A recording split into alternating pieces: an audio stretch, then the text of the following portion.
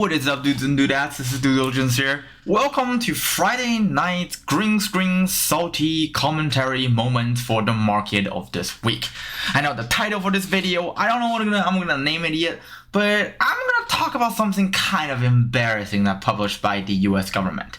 So apparently today was the day that the December labor report was out. Hooray! You know, market yesterday had a little short rebound, and then everybody's anticipating a really fabulous, fantastic job report. But just think about it, right? So if you go to any restaurant over December or over Christmas break, or even on the New Year's or New Year Eve, you will realize that majority of all these restaurants are understaffed. What do I mean by understaffed? I literally went to one of the best Chinese restaurants in LA, and they only have two waiters. Well, technically one waiter and one waitresses, because the gender equality thing, right? And then all the customers are waiting. Everybody is so confused whether there's just only this amount of waiters and the waitresses. And if you think back and look at the labor report, if we're at 3.9% unemployment rate, does it mean that we're not supposed to get short staffed, and then all of these labor shortage problems gonna be solved, right? If unemployment goes down, like intuitively thinking, right? But so when the government posts these results, right? Like, the only purpose for a politician to be nice to us is because they want to get reelected.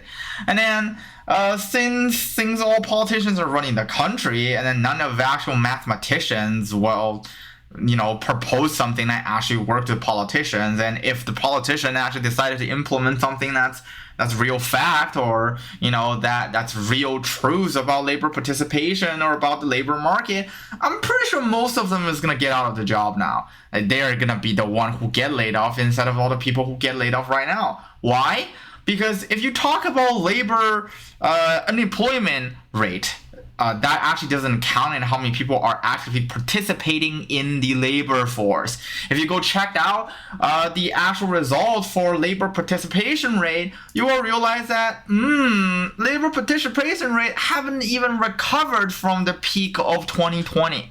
And what is very interesting about labor participation rate is, technically speaking, labor participation rate also doesn't account for the people who just quit their jobs. And so where do we find data to show us how many people actually quit? Intuitively speaking, right? Like, if you want to really count how many jobs were covered, you have to do how many people are getting hired by their jobs, and minus how many people separated from jobs, including, if they get discharged, laid off, or quit, and then you get a net amount. And the embarrassing case here is, if you look at the total amount of people getting hired last year and the total amount of separation, and guess what? This is actually US Bureau of Labor Statistics, okay? This is a .gov website. It's not some wacky website where we pull off our ass and shit. Sorry about speaking badly about all these things. And please, Uncle Sam, I know, I'm just an entertainer here, okay? I'm making commentary of all these data. So, let's read this depressing thought, okay? So, total separation, including quits, layoff, discharge, and other separation. Quits are generally voluntary separation initiated by the employees, okay? Therefore, the quits rate can serve as a measure of workers' willingness or ability to leave jobs. Layoffs and discharge are involuntary separations initiated by the employer. Other separations, including separation due to retirement, death, disability, and transfer to other location of the same firm. In November, the number of total separation increased to $6.3 million million people, plus 382,000, right? The total separation rate was little changed at 4.2%. Total separation increase in accommodation and food services basically increased, but decreased in federal government. That means more and more people are getting jobs at government and stay there. Duh, you get better pension plans, and in a downturn economy, of course you want to stay there and get your pension and get your cliff vesting. basically pension is cliff vesting for government employees. And if you go look at all of the balance sheet of government spending, you will realize that a lot of these government employees are actually getting overpaid. They're getting overtly amount of overtime pay, which I don't understand what they're doing overtime for, because the total filings of every single department in government never change. It lays flat. So the workload for government agencies are essentially the same. Well, isn't that interesting? And total separation were little change in all 4 regions, which means if you think about the total separation statistics in the United States, you realize that, okay, so the food industry, especially the service industry, which get hit the most during COVID, actually haven't changed at all. That means the recession that we're in, and yes, we are in a recession. We're actually in a recession since about January 2021. The only reason we haven't felt that yet is because the effect of quantitative easing and stimulus checks haven't really gone away yet. And a lot of people are like basically building comfort upon these stimulus checks and government support. Therefore, they decided to not participate in the labor market, and therefore their count does not count towards unemployment rate anymore. Therefore, the true unemployment rate in the United States is actually higher than ever, if you think about this. Because if you look at job openings, we realize that the total amount of job openings are actually decreasing. Okay, let me read this aloud. This is government document, okay? On the last business day of November, the number and rate of job opening decreased to 10.6 million and 6.6%. respectively. Job opening decreased in several industries, with the largest decrease in accommodations and food services. Well, does that make sense? Of course it makes sense. Nobody's willing to become a waiter or waitresses. Bar businesses are almost closing down. Nobody's actually showing up in bars. Why? Because of the new COVID cases, and the bar industry never really recovered yet. You get what I'm saying here? And if you just go out, except when you're in Texas or any other state that actually doesn't require you to wear a mask or whatever, all the mask mandate state, a lot of in-person service businesses are actually laid flat or actually went on downhill. And if you go look at their balance sheet, you realize that they're carrying on more and more debt. They are running out of cash. Their cash circulation is worse than ever.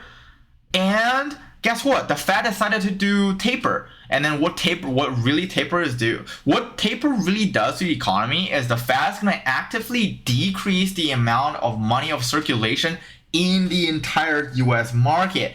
Therefore, for all of these small businesses who are struggling, they're going to struggle even more. Okay, let's look at another statistics here.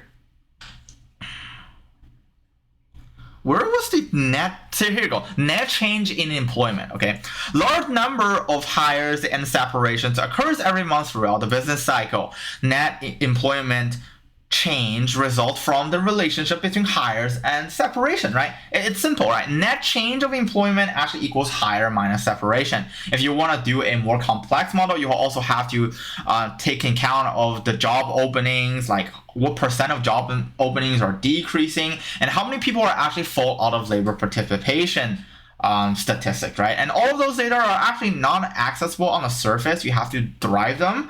And consider that I don't really have a lot of time to drive all those data. I'll just give you guys the results from what I found and why the economy is actually really bad right now. When the number of hires exceed the number of separations, employment rises. Even if the hires level is ready or declining, conversely, when the number of hires is less than the number of separation, employment declines, even if the hire level is steady or rising. Over the 12 month ending in November 2021, remember this is over the past 12 months, okay, from 2020. Okay, hires total 74.5 million and separation total 6.7 million, yielding a net employment gain of 5.9 million. Those numbers, or those totals, include workers who may have been hired and separated more than once during a year. Okay, so the net increase is 5.9 million. But if you go look at the actual, employment gains, you will realize how many employment have we actually gained over here. We actually gained, well, it looks like we've gained, let's just say, more than the surface amount on the data sheet, on this data sheet. Therefore, like, okay, so let's just say jobs in 2020, right? So 152.5 million jobs in February 2020, and then we lost about, in April we lost about 20 million jobs, okay?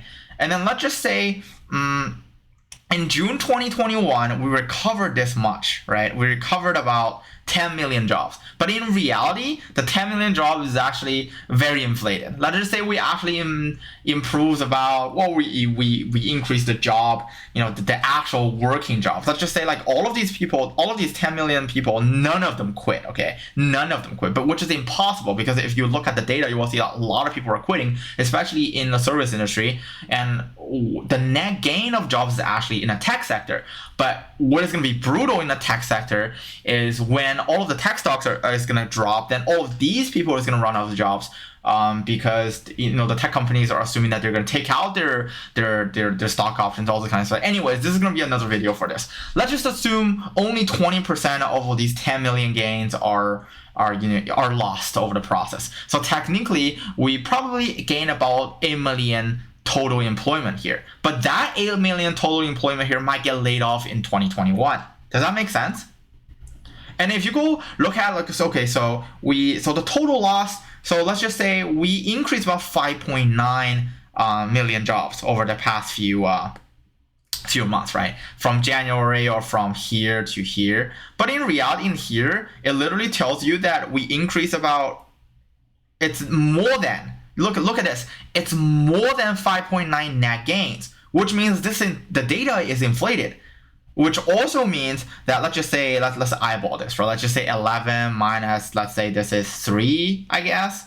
11 minus 3 equals to 8, and then the true data is 5.9. So you have about a 2.1 million jobs just like floating out there, like it's inflated, and then you plus that, the 20% that are gone, so 4.1. So if you do the math, the true unemployment rate is actually well over, what was the unemployment rate that they say we have right now? Fell to 3.9. But if you do all the math, you will realize our unemployment is actually over 5%. Well, isn't that interesting, guys? So, resulting from this, what really is going to happen today after the job report is, of course, NASDAQ would decrease. Guess what? NASDAQ actually dropped. It dropped under the 15-day moving average. It's the only time in the past 12 months that it dropped. Actually, it's not even past 12 months. It's past, past 16 months, actually. That's the first time over the past 16 months NASDAQ actually dropped over the very key indicator, which is the 15-day moving average. Is this the 15-day moving average? Or is it it's the 15-day moving average. Well, let's see. Not 15 days, sorry, my bad. It's a 150-day moving average, okay? It's the 150-day moving average. And guess what? Usually, when the NASDAQ drop under the 150-day moving average, the following day it's going to have a little small rebound to see if there's any good information coming out. If not, then we're looking at a correction about 2.5 to about 3%. So for those of you who are still heavily levered on TQQQ, which is this one, which is 3 times levered, it's probably the best if you think that the economy is not going so well, you want to de-lever, which means reduce your holding. But again, like if you are still long on NASDAQ, you should probably just do like QQQ or something, considered it's actually not really leveraged. But TQQ is 3 times leverage. And for those of you who keep tuned and listen to my videos all the time, I talk about this thing called SQQQ, which is 3 times leverage to inverse the NASDAQ, which means 1% drop in the NASDAQ or you're resulting 3% increase in SQQQ. In my next videos, I'm going to talk about how to become a millionaire when the market is dropping. And it's actually not too late to set it up yet. Assuming that our assertion of the economy is actually true, and Fed's going to increase interest rate way before then when they promised, which is in March, and we will see some very interesting economic devastations in the service industry. A lot of companies, a lot of small businesses will actually eventually close down if this is what's really going to happen. But again, we can't save anyone. We cannot save everyone. This is just our spiel. We're basically taking you through our considerations or our mind or perspective to see the market in a semi-funny way, actually. Anyway, this is it for this video. Hope you guys love this content. Smash the like button and subscribe. Alright, see you guys on the upside. If you have any questions, leave a comment down below. And if you just want to send us some words of encouragement or words of hate, comment down below too. We love to read our comments. See you guys on the upside.